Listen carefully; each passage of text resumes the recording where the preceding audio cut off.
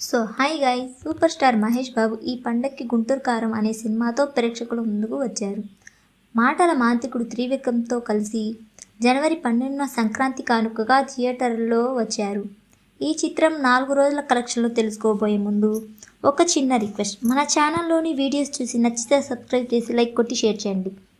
ఈ చిత్రాన్ని హారిక క్రియేషన్ బ్యానర్పై 200 కోట్ల బడ్జెట్తో తెరకెక్కించారు. ఈ చిత్రానికి ప్రపంచవ్యాప్తంగా 132 కోట్ల బిజినెస్ జరక్క 134 కోట్ల బ్రేక్ ఈవెన్ టార్గెట్తో ప్రేక్షకుల ముందుకు వచ్చారు.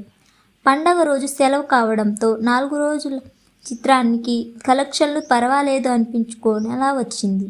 నైజాంలో 4.17 కోట్లు, ఉత్తరాంధ్రలో 1.3 కోట్లు, కృష్ణాలో 72 లక్షలు, గుంటూరులో 75 లక్షలు, వెస్ట్ గోదావరిలో 52 లక్షలు, తూర్పు గోదావరిలో 8 లక్షలు, నెల్లూరులో 4 లక్షలు, సీడెడ్లో 2 కోట్ల తెలుగు రాష్ట్రాల్లో 10.66 కోట్ల షేర్ను రాబట్టింది. 4 రోజుల్లో తెలుగు రాష్ట్రాల కలెక్షన్లు చూసుకుంటే నైజాంలో 35.32 కోట్లు, సీడెడ్లో 9.2 కోట్లు, గుంటూరులో 7.88 కోట్లు, ఉత్తరాంధ్రలో 7.94 కోట్లు, తూర్పు గోదావరిలో 6.71 కోట్లు, కృష్ణాలో 4.88 కోట్లు, పశ్చిమ గోదావరిలో 4.37 కోట్లు, నెల్లూరులో 2.77 కోట్ల వసూలు చేసిన ఈ చిత్రం 79.7 కోట్ల షేర్ను 175 కోట్ల గ్రాసును రాబట్టింది.